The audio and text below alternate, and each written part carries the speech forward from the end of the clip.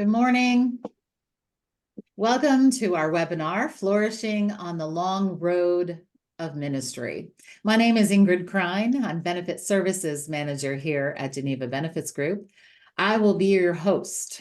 Before I introduce Jon, let me just point you to the Q&A tab at the bottom of your screen.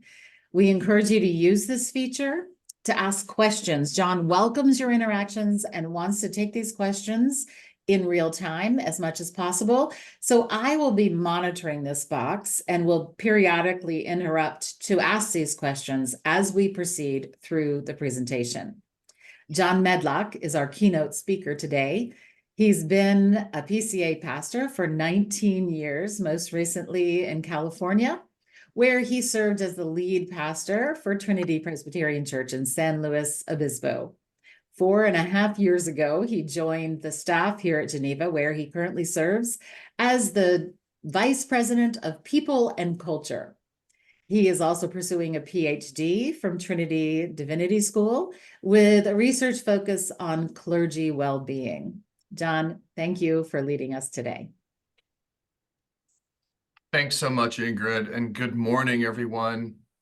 I'm really glad that you all have joined us.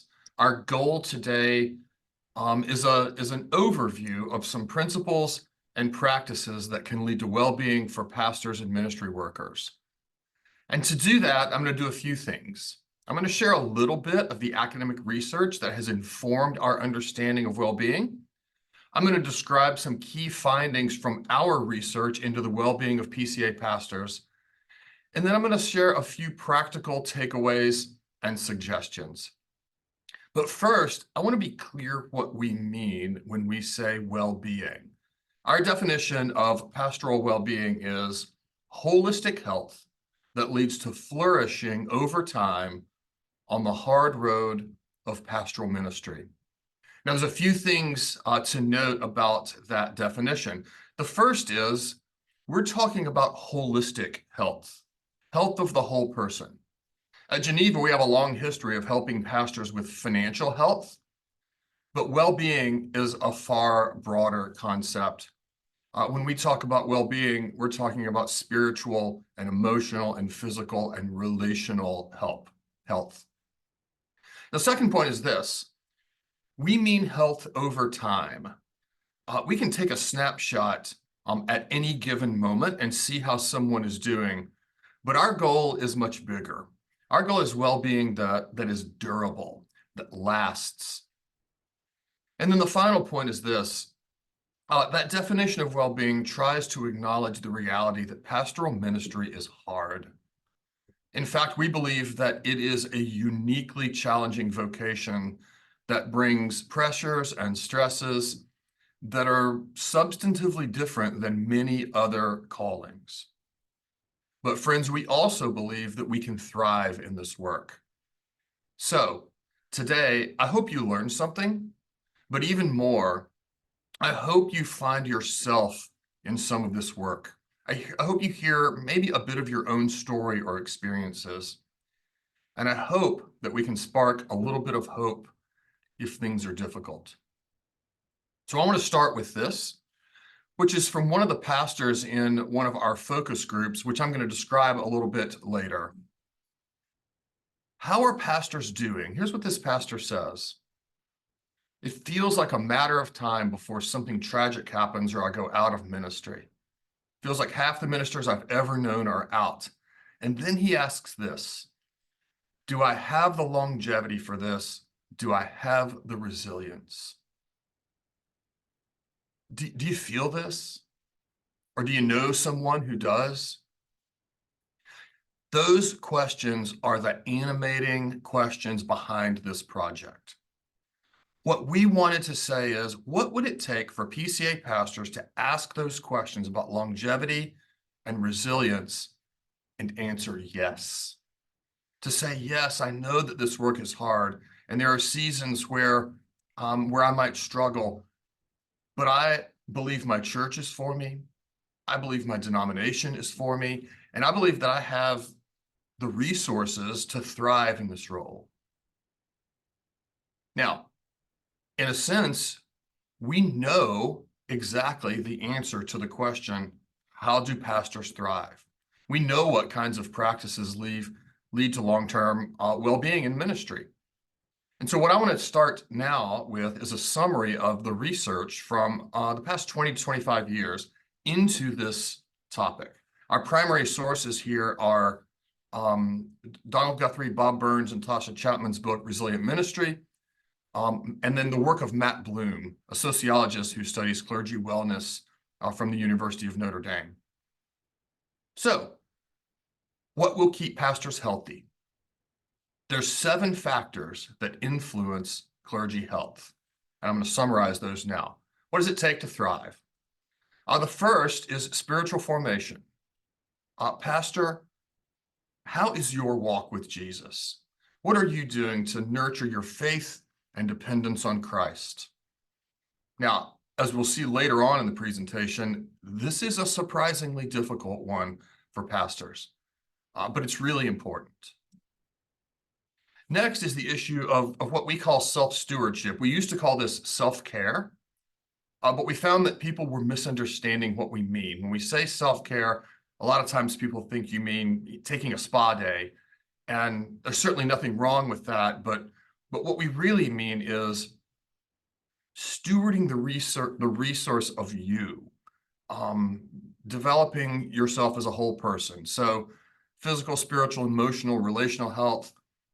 Are you resting well? Are you acknowledging your limits? Are you taking your off day? Are you eating healthy? Are you exercising?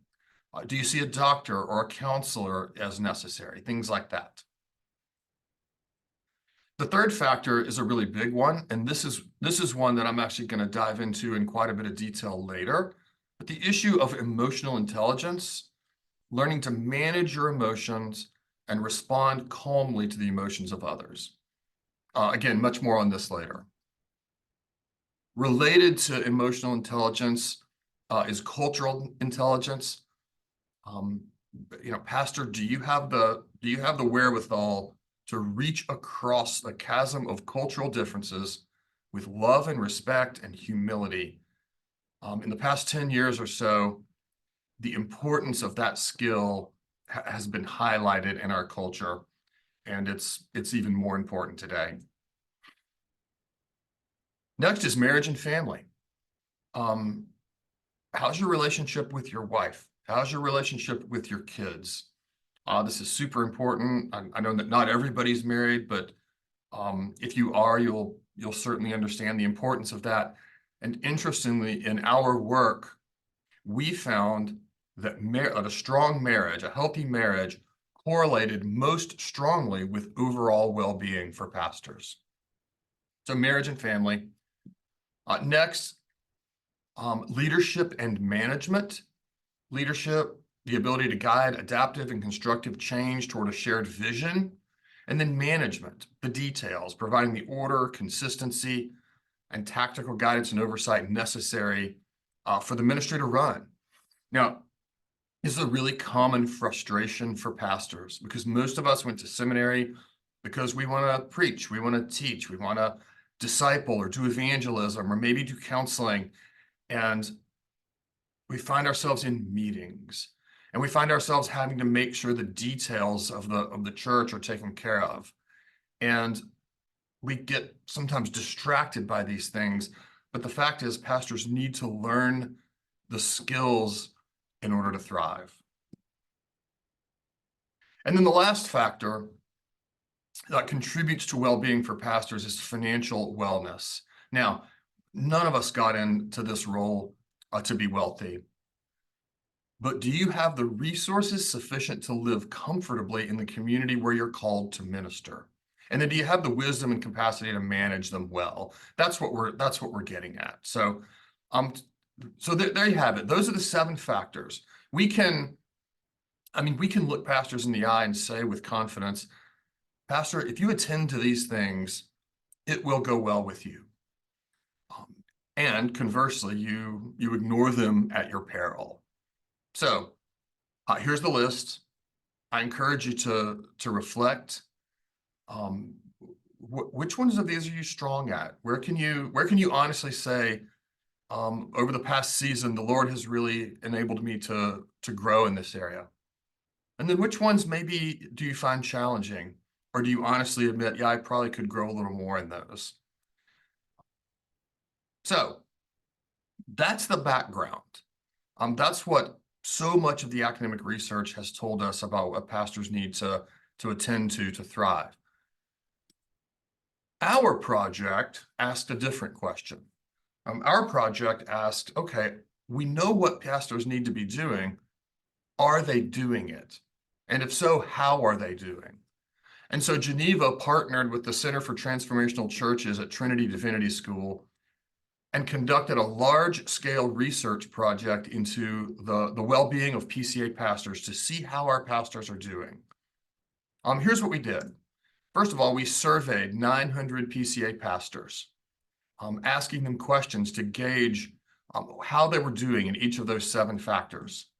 We then conducted a series of focus groups. We focus grouped 90 pastors in 16 groups, geographically and ethnically diverse groups, to dive deep and hear the stories behind the statistics. We wanted to know where these pastors struggled, where they were having success, how they found that they could help their own well-being. And then we took the data that we compiled in those two efforts, and we extracted a series of findings that we call ministry tensions. And that's what I'm going to share with you now. Is these 3 big findings that help us, I think, understand something important about the life of ministry of a pastor. And the goal is to share these findings for 2 things, really. Number 1, we want pastors to know that we hear them, and to maybe kind of see your own story in this, to understand something about your life. But we want non-pastors, especially ministry leaders and decision makers, to gain insight into the unique struggles that pastors face that are often not super obvious to broader congregations. So here's a summary of our findings. These are the 3 ministry tensions that emerged from our research. Number 1 is the tension of relationships. Number 2 is the tension of identity. And number 3 is the tension that we call systems. And I'm gonna actually now unpack each of those, and hopefully they'll make sense to you. So first of all, Okay, Jon, I'm so sorry. oh, I just have one quick question that's come up that I think I can answer. The question is, will you be sharing the slides with us later? So there will be a follow-up email tomorrow that will include several resources, one which will be a recording of the seminar and other definitions and some reflection questions as we go along. So there you go. I hope that answers your question, Michael. yeah, thanks, Ingrid. And that's a good reminder. If you have a question at any point, put it in the chat, and at various times during our webinar, Ingrid's gonna pop in and ask them. So welcome your questions. Okay, so ministry tension number 1, the tension of relationships. Friends, you all know that we are made for relationship, that our triune God exists eternally in a mutual and loving relationship as Father, Son, and Spirit. And we also know that he created us in his image, men and women, made to be in community. But we learned that there is something about the pastoral vocation that pulls us into isolation. And so that's what we mean by the tension, that we exist in a tension of needing to be connected, but being pulled away from meaningful and life-giving relationships. So consider this quote from one of our pastors that participated in a focus group. He says, there's few more lonely jobs than being a pastor. And then he talks about the lack of safety that makes that loneliness more. How being a pastor is a great privilege, but he says, I don't think we ever really do enough business with the loneliness of it. Now, can you hear him wrestling with that tension? Being a pastor is a privilege. It's an amazing calling from the Lord, and yet there's something about the calling that pulls us out of relationships and isolates us. So here's some of the things we found. Some of the statistics from our survey. For pastors, 38% of our pastors say that they have no trusted friends. That's really alarming, to have no one that you can turn to, no one who understands, no one you feel you can trust. What may seem even more alarming is that 50% of our pastors say that they don't receive adequate care from their local church. Now, I want to caveat that one a little bit. Here at Geneva, we talk to a lot of pastors and we interact with a lot of churches. And I can tell you with confidence, I've never met a church that I thought didn't want to care for their pastor. I've never met a church that didn't have a great concern for the pastor and his family, especially his spouse. What we think is going on here is that so often churches don't really know how to care for their pastor well, because they don't fully understand the pressures and the stresses that he and his spouse are under. But that's an example of how pastors are feeling isolated. Now, we also asked about pastoral couples. And this is an interesting set of findings. It's kind of a good news, bad news situation.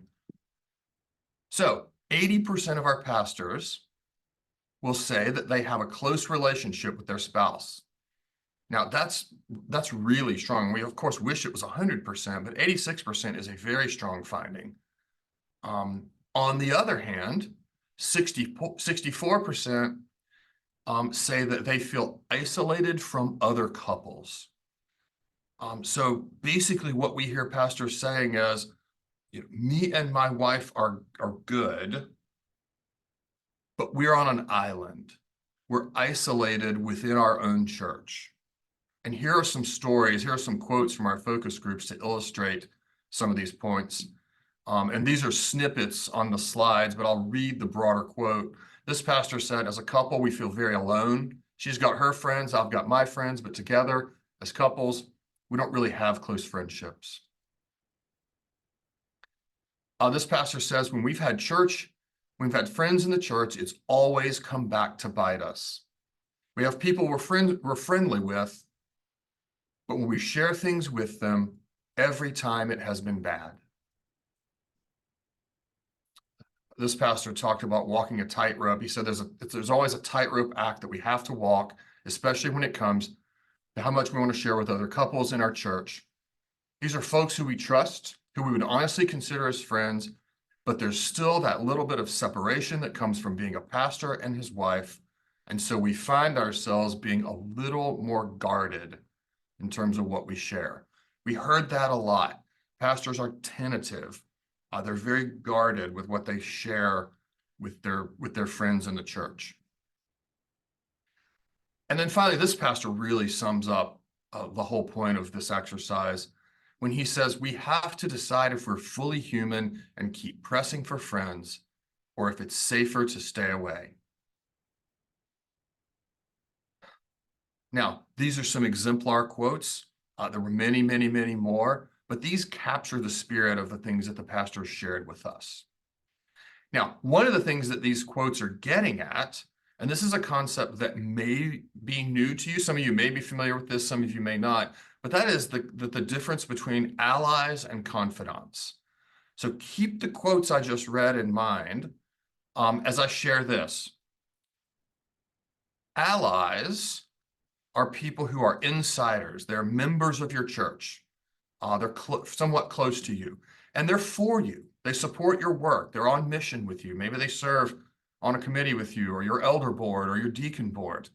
They're for you. But they almost always have other loyalties, which means that they're not, and they really cannot be fully safe. You share something deep and personal, maybe a sin or a struggle with them, and they simply can't take it. Now, contrasted with allies, confidants are what I like to call empathetic outsiders. These are folks who are almost always outside your system, frequently outside your church.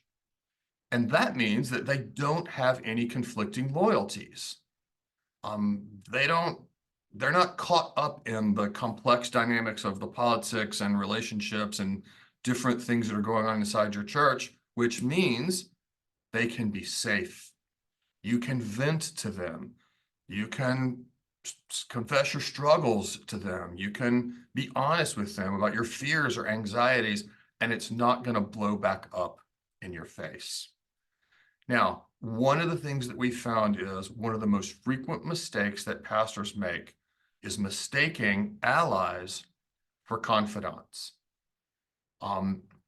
Mistaking that someone who's friendly with you, who's for you, who works closely with you, is someone who can bear the deep parts of your soul or your heart, and sharing with them, and then having that relationship frazzle and then even possibly having a problem in the church.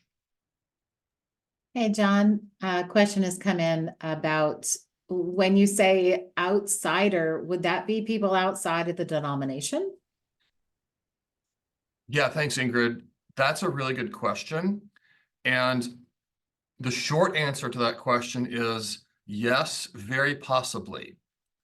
Some of the best, and I'm going to talk a little bit later about ministry cohorts and how important they are, but some of the best ministry cohorts that we have seen actually consist of groups of pastors from different denominations.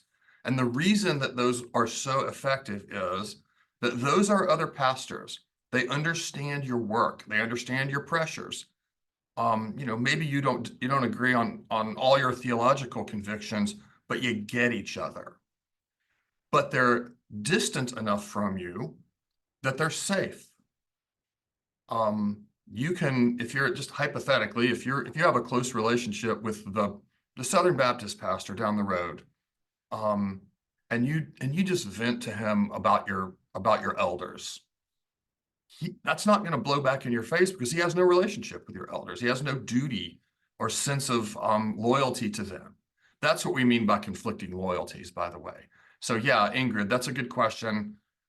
Very frequently, outside your church or even outside your denomination is where you find these confidants. Okay, so that's a summary of the first tension, the tension of relationships, and provokes the question, where do you find meaningful and life-giving relationships? I'm going to turn now to the second tension, which we call the tension of identity, which really is asking the question, Pastor, where do you find your meaning and significance and security? Is it in your work or is it in Christ's work? Here's a quote from a pastor who says, being a pastor is not just what I do, it's who I am, right? I mean, this pastor is essentially saying, my identity is bound up in my pastoral role. 24/7, 365, that's who I am. And this is something that we discovered that pastors struggle with pretty frequently. Now, this is an interesting way to get at this tension. I'm gonna pose and then answer some hypothetical questions.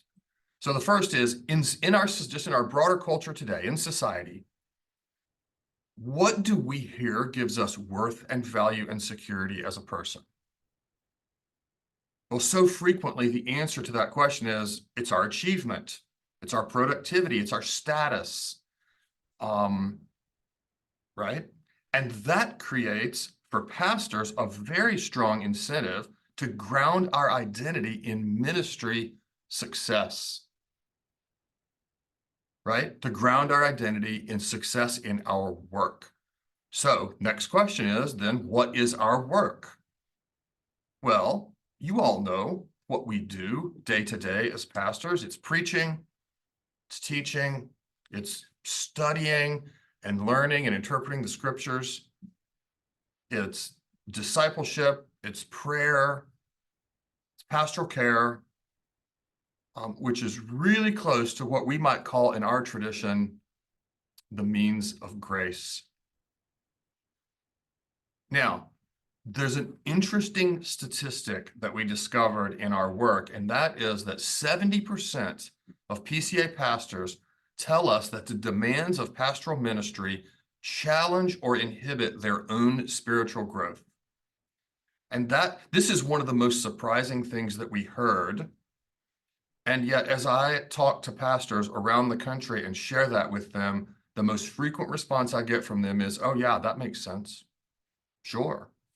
And we think that the reason for that is because of the tendency to ground our identity in our performance. Because we're taking the things that God has given us to free us from depending on our performance and then basing our security on how well we perform them. This means that the means of grace are kind of being turned into the ends of grace. And the pastor who's constantly struggling to preach a better sermon, be more creative, be more insightful, grow the membership, be the counselor that solves every problem, ends up just as insecure as a salesman at the end of the month that hasn't hit his numbers. So that's the tension. That's the identity tension that so many pastors feel. We know, and I know that you all know, that our value and security are firmly grounded in the finished work of Jesus Christ. But friends, I think you also know that the gravitational pull of performancism is a really strong thing.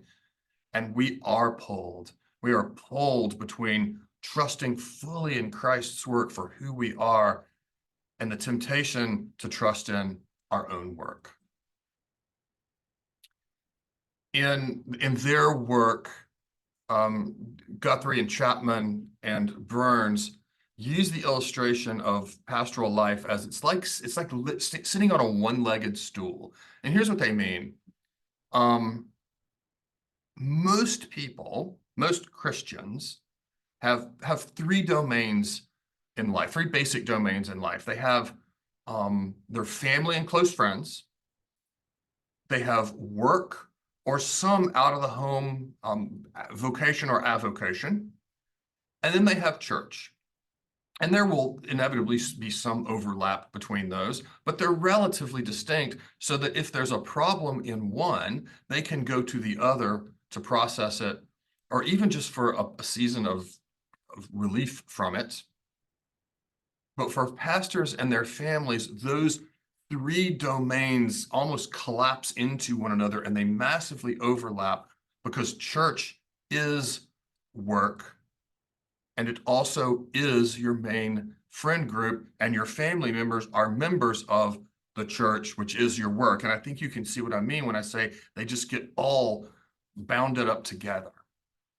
And what that means is pastors and their families lose those other areas to go to for relationships, but also to process if they're struggling. If a pastor's struggling in his marriage, it's very dangerous and difficult for him to go to church, which is where a lot of people would go if that was happening. If there's trouble at work, he's not going to go talk to his wife frequently because that's her church and he doesn't want to undermine her trust in it. And he's certainly not going to go to church because church is work. Matt Bloom, the researcher from Notre Dame, calls this churches reducing pastors to walking job descriptions.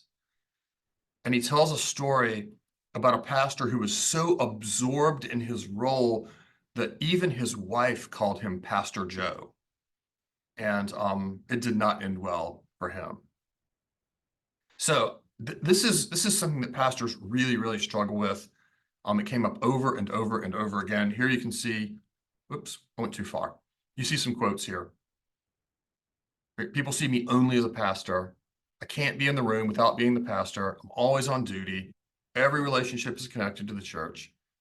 I think you can sense that. Now, there's several reasons, or at least a couple of main reasons, why pastors feel this tension, and the pastors that we talked to were really honest about them.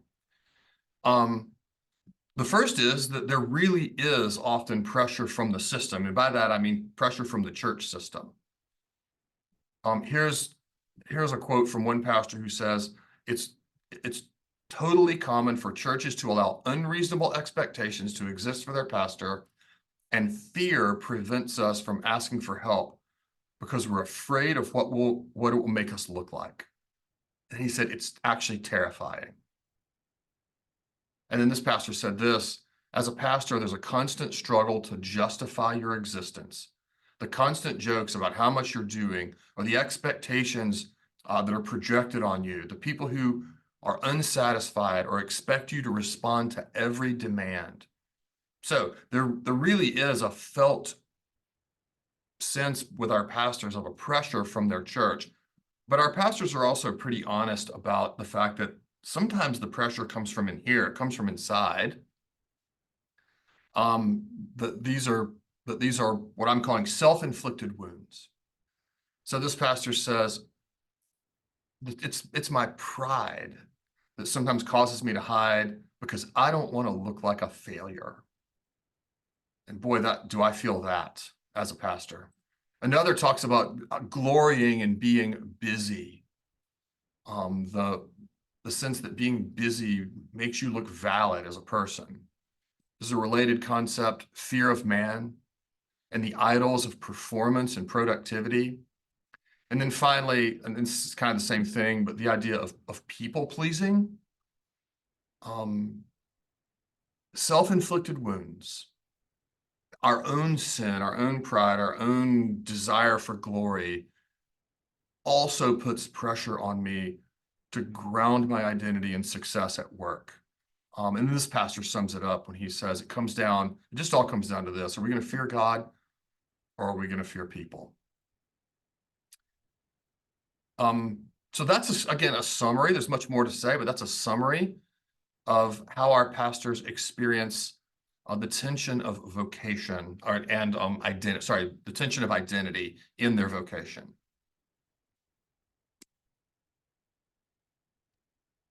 I'm going to turn the page now to the last ministry tension, which is the tension of systems. And I'm aware that this has the danger of sounding a little bit abstract, and it may be new to some of you. So before I dive in and begin to illustrate it, I'm going to try to define what we mean when we say the tension of systems. And I want to start by simply saying this: your church is a system. It is an interdependent and interrelated group of people, not a collection of isolated individuals. So what do we mean by that? Well, a system occurs when people are in relationships with certain characteristics. The first is relationships that are long-term, people who are with one another over time. The second is when this group of people has a very focused interaction. In the academic literature, they call this intensity of relationships. They're passionate about something, and that passion usually is about a shared mission. They're pulling for something together. So long-term, intense relationships focused on a shared mission will get you what we call a living system. And what that means is that the relationships are interdependent, not independent of one another. They are interconnected, not autonomous. This has a few implications. The first is this. This is described as groups of people that are emotionally wired together. They are not autonomous and they are not independent, which means that each person, and this is especially true of the leader, each person begins to affect and be affected by the behaviors of others. This is especially true when there is anxiety in the system. Now, anxiety really means something like anxious fear. When groups of people are in this kind of a relationship, the long-term, intense relationship toward a shared mission over time, then fear of harm or fear of loss or worry of failure or negative events can infect the system like a virus, and then it can cause everybody else's anxious fear to go up and up and up, and sooner or later, the whole group is sort of thrumming with anxiety. And what that means is that leaders must learn to do what we call think systems. And what we mean by that is disabuse yourself entirely of the notion that you are simply an isolated, independent person doing your thing, even if you do it well. But we have to account for how our own words and decisions and actions, and even our emotional valence, how we're perceived when we walk in the room, how all of those things ripple out like a pebble thrown into a pond. So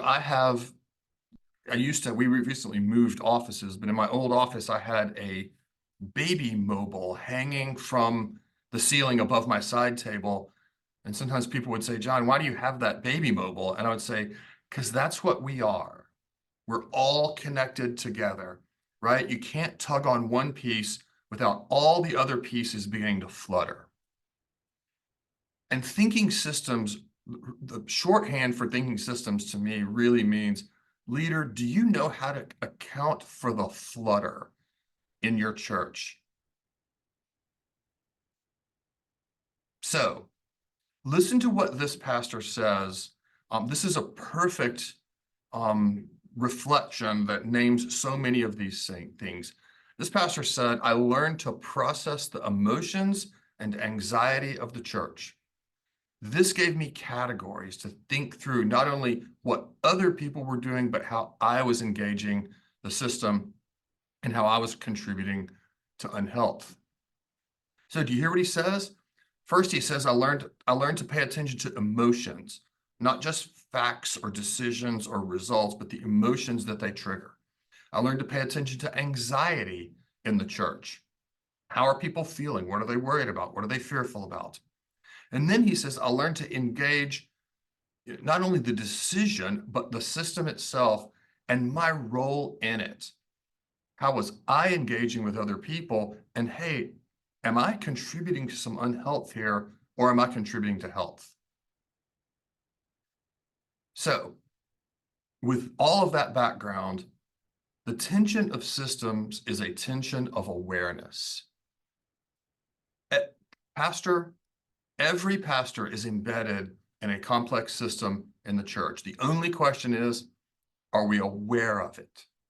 Are we aware enough of the system and our impact on it, or are we oblivious? That's the tension. Are you aware, or are you simply oblivious? I'll say it this way. Our culture prizes autonomy and independence. But the reality is there's no such thing as an autonomous person, just someone who thinks they are. And the person who becomes aware that they are interconnected with their church and their church is interconnected with them, and that their emotional reactions in that church affect other people, are the ones who are learning to navigate the system. So how do you do that? Well, this is a really big topic, and I'm flying at 50,000 feet here, but here are a few things that can help. First of all, and here earlier I promised a little more on emotional intelligence, and this is where this comes in. So first of all, self-awareness, emotional intelligence of the self. So first, do you understand and know how to manage your own emotions? Not that it's wrong to feel emotions, but do you understand them? Do you know how you're feeling? And do you know how to manage your emotions and not let them manage you? And then the second aspect of self-awareness is, do you know how to respond to the emotions of others without reacting? If someone comes in your office and they're angry or they're distraught, can you be with them and connect with them, but maintain your own calmness rather than getting infected by their anxiety? So that's emotional intelligence of the self. The other half of that, predictably, is emotional intelligence of others. So, do you understand your impact? That's what the pastor in that quotation was talking about. He was learning to understand his own impact. Senior pastor, do you understand how your assistant feels when you call him to your office? Do you understand why other people might feel worried or anxious when you walk in the room? And there's also the issue of reading, what I'm calling reading the emotional climate. Can you take the temperature of the room? Can you walk into the meeting or the Sunday morning worship service or the committee meeting and sense and understand, like, oh, there's some anxiety here, or oh, this is a lighthearted and carefree meeting when really we ought to be fairly serious, and things like that. Interestingly, in our research, we found that PCA pastors are actually pretty good at EQ other. They're good at understanding the emotions of others. They're good at reading the room.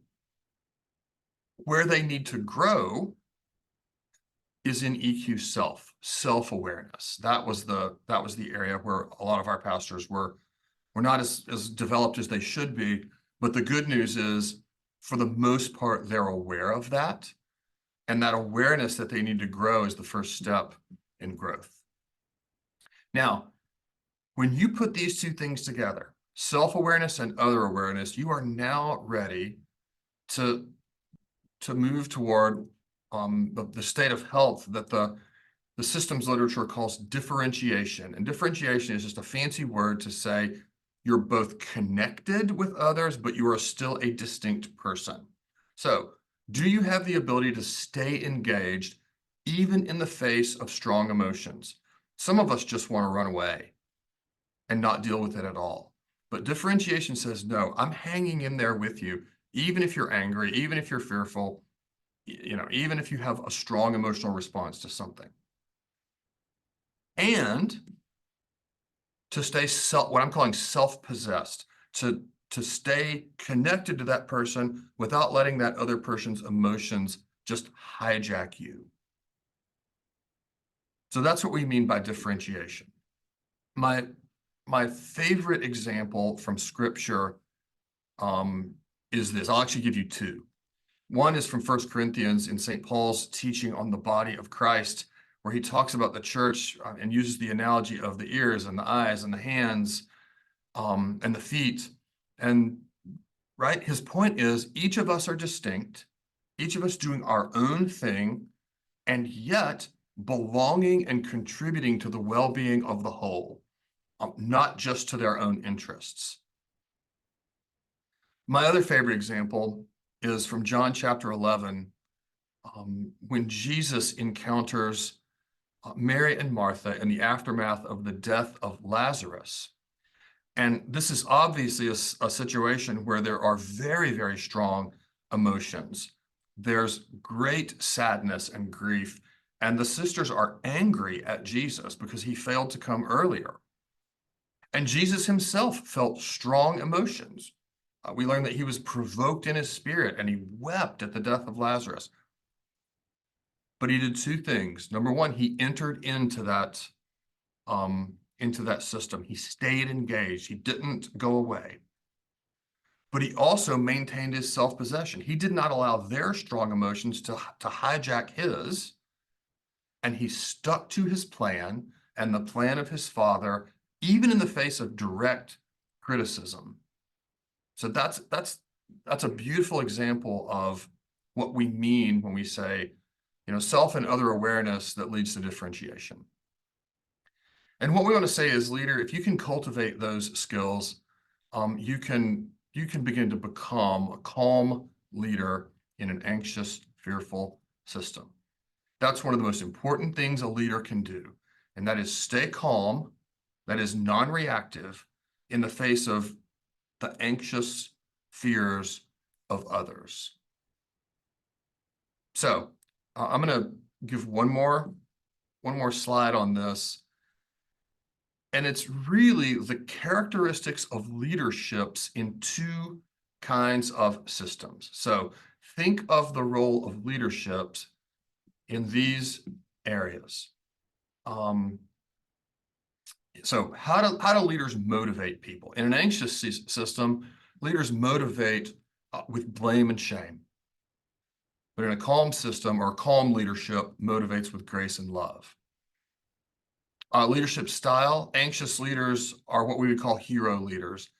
Leaders who are the sole isolated person in charge, who issue orders and demand compliance, who have the answer to every question, who set every policy, who solve every problem. But calm leaders are collaborative leaders.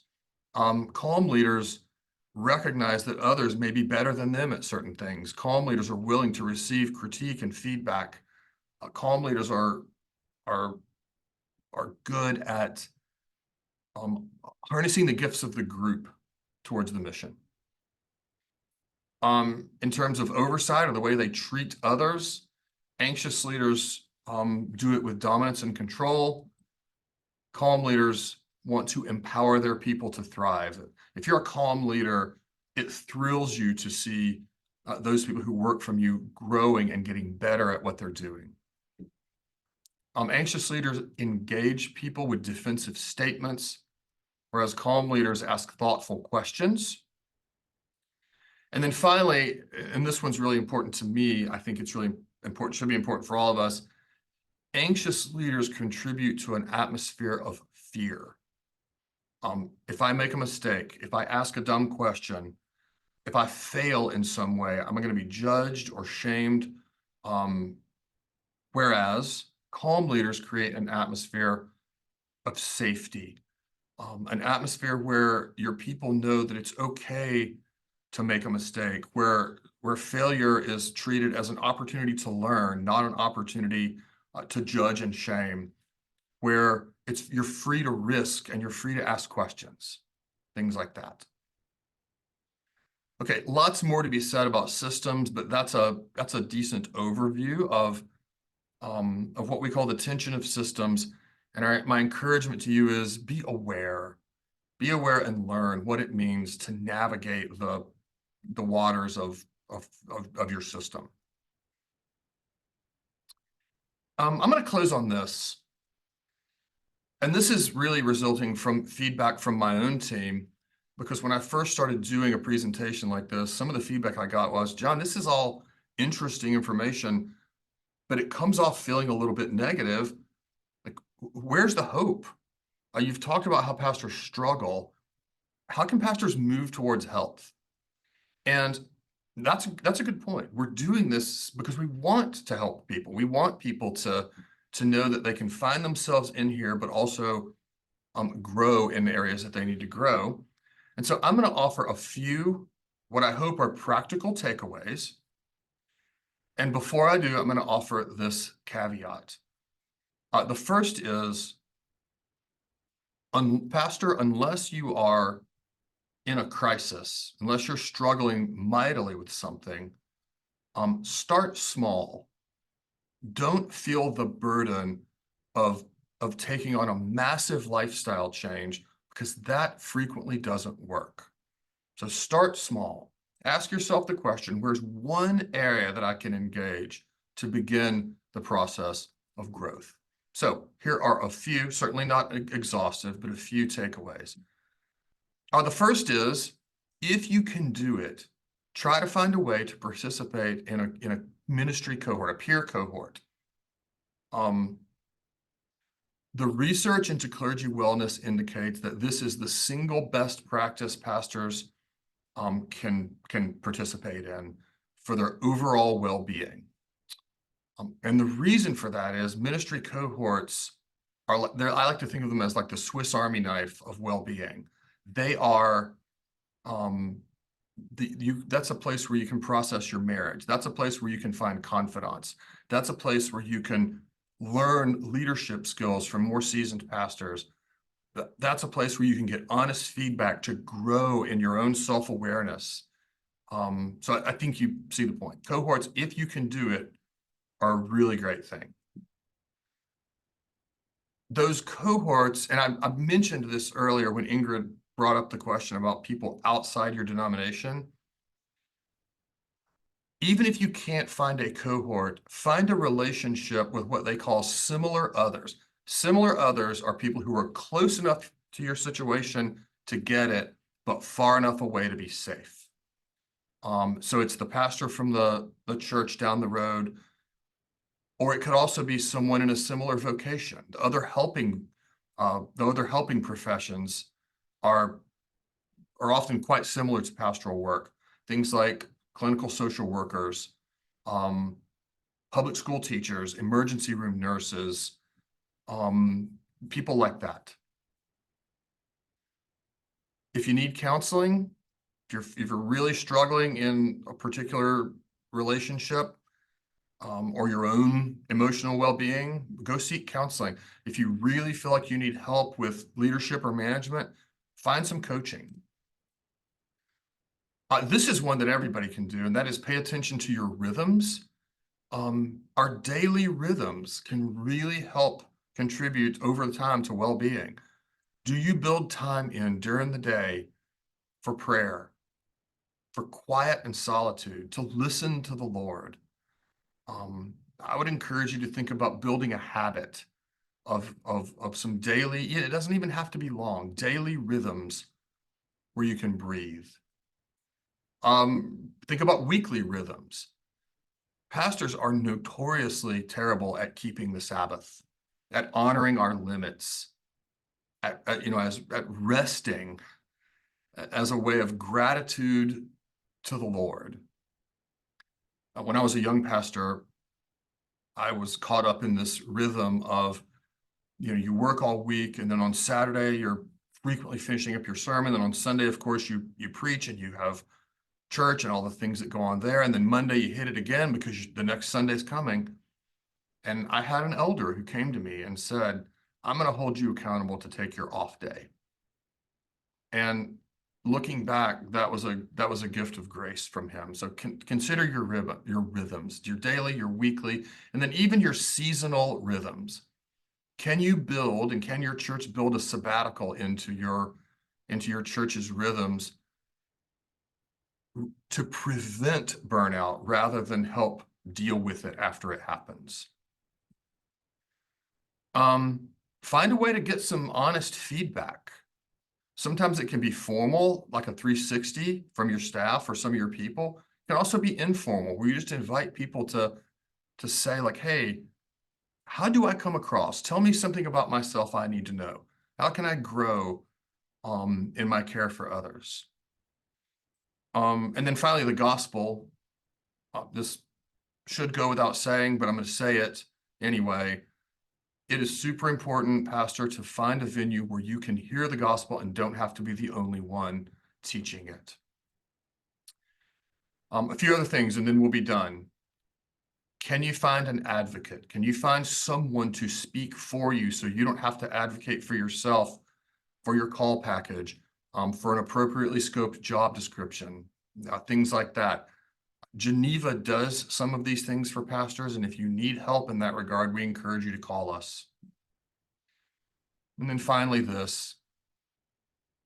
I encourage you to reflect back on the things that we've talked about today and to ask yourself, okay, what do I need to commit to do? Who do I need to commit to talk to? Make a commitment. Make it specific. What are you going to do? Make it timely. When are you going to do it? Make a plan. How are you going to do it?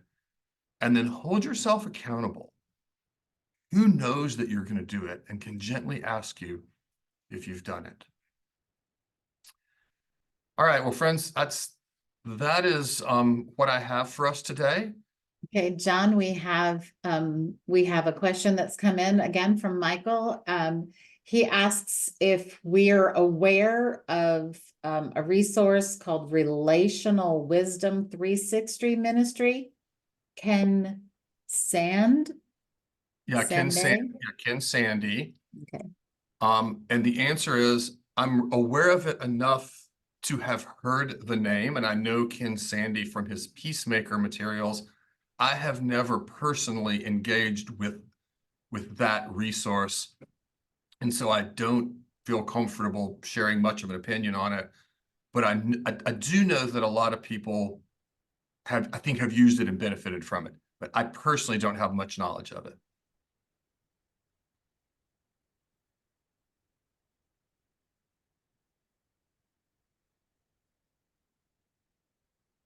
Any other questions?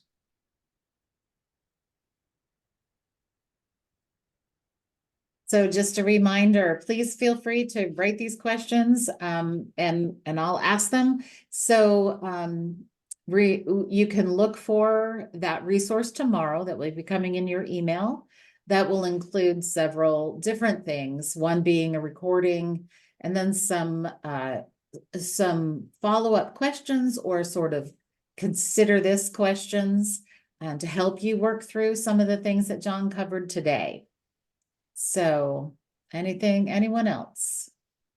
Oh, here we go. We have one from Jeff that asks, as far as a minister's health, what do you recommend for personal energy? Oh gosh, my recommendation for personal energy is probably the same thing that almost anybody else would say. Eat healthy, rest, and exercise. Um, there's the other researchers in this space that I didn't mention, but Duke University is also a huge voice in the clergy wellness research, and they have focused most of their research on physical and mental health rather than kind of holistic well-being. And one of the things that they found is that pastors are consistently the second most physically unhealthy cohort of professionals in America. They have remarkably high rates of heart disease, diabetes, being overweight, things like that, hypertension, things like that. So that's, Jeff, that's not exactly what you asked, but it's worth knowing. And once again, I could easily put that as attention. There's something about this vocation that seems to pull us into practices that are physically unhealthy. I don't know your situation personally, but I would say my guess is that it's hard for you to find time to exercise and that you're not getting enough rest. I know that pastors are on constantly. They're liable to be called at 9 o'clock at night to the hospital, or if some marriage is in crisis. They frequently have 6 o'clock in the morning meetings or Bible studies. They're probably either skipping lunch or eating something fast on the go while they're running to the next meeting. There's something about the lifestyle that makes us a little bit unhealthy. And so I'm no doctor, but the insights from our friends at Duke University would say we got to take our physical health pretty seriously. And to me, the general rule of thumb on that is rest, diet, and exercise. A related point might be, are you honoring your off day? Are you actually giving yourself permission to rest? I don't know if that's helpful, but that's what comes to mind. Okay, we have several sort of cohort questions here. Okay. So I'm going to go ahead and list the three of them. So one of them is, do you think that having hobbies or affinity groups can help a pastor to have an identity outside the church? The second one is, are there recommendations about how to find a pastoral cohort? And the third is, what's a wise or logical way for pastors to be discipled by pastors within their church? Okay. The first answer is easy, and that is yes. And So I to the didn't, hobbies. to the hobbies, I didn't pull any of the quotes. You all have to understand that when we did these focus group, we have literally thousands and thousands and thousands of quotes from pastors. And we can't share them all. One of the things that also came up very, very frequently in our focus groups was the importance of something like a hobby or a shared passion outside of the church. So not like a theological study group, but a pastor that belonged to a cycling club, or a pastor that was passionate about gardening and did something like that with his local community or things like that. That can give you a number of things. That's a form of rest because you're off, you're away, you can breathe. That's a venue where people probably don't think of you as the pastor, and you can kind of take the pastor hat off and just be a normal dude. And then, yeah, it's also a potential venue for relationships that could form into confidant relationships if you find the right person. So I say I'm a big proponent of hobbies, just as long as it's not too close to your day job. It's a true diversion from the hard work of pastoring. The second question is, as I recall, Ingrid, do I have thoughts on how do you find a cohort? Yes. Yeah. So I have three thoughts. The first is, depending on where you're located, and by the way, this was my case when I lived in California.